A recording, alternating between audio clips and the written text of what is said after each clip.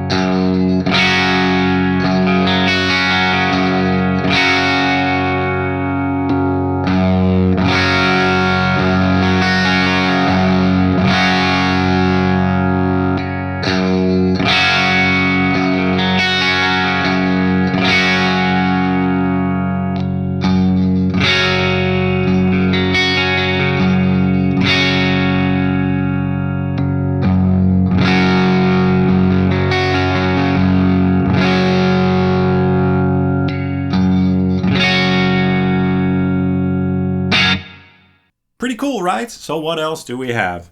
Of course, we've got the standard volume control and the tone control over here, this pickguard and this 2-nomadic bridge along with the tailpiece. A simple and kind of familiar but elegant design that I really enjoy. Now let's check out some more tones, and let's go ahead and check out some clean tones first on the neck pickup. And for these tones, I'm going to use my Silver Jubilee Mini by Marshall with my Laney Black Country Customs Secret Path reverb pedal in the effects loop. All the amps in this demo are going through my Redseven Amplification Amp Central Reactive Load and through York Audio cabinets.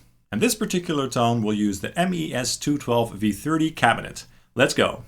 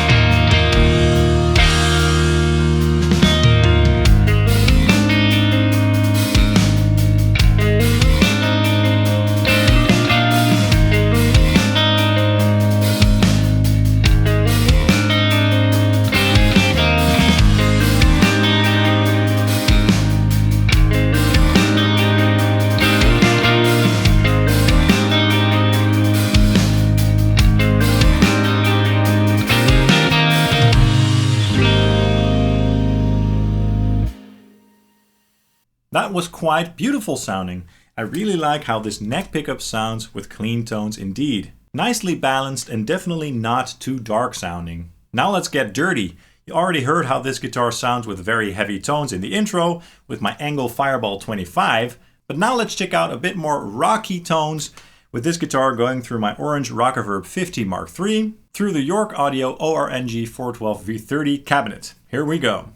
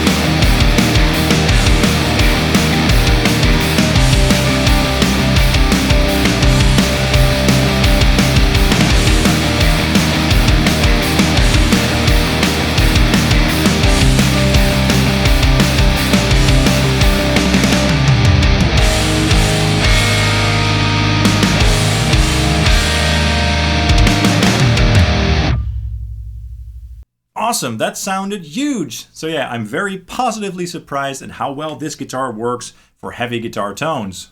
Now let's check out some really tight and heavy metal clips with my Boogie Mark 535 on the extreme mode on channel 2, going through the York Audio MRSH 412 MV30 cabinet, just as in the intro clip, on mix 15, which is actually a mix that I made myself. It's a blend between a 57 and a 121 mic. So let's see if this guitar can get really aggressive, heavy, tight, and gnarly. Here we go.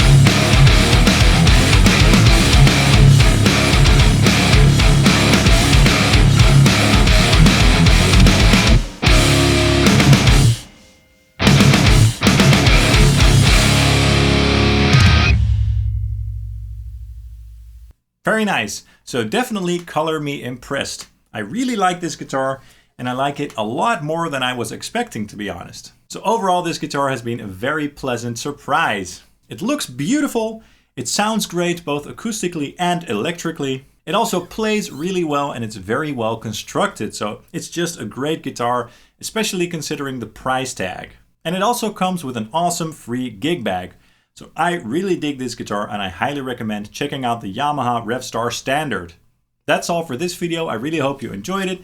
If you did, please consider hitting the like and subscribe buttons down below along with the notification bell, as that really helps the channel out. I'd hugely appreciate that.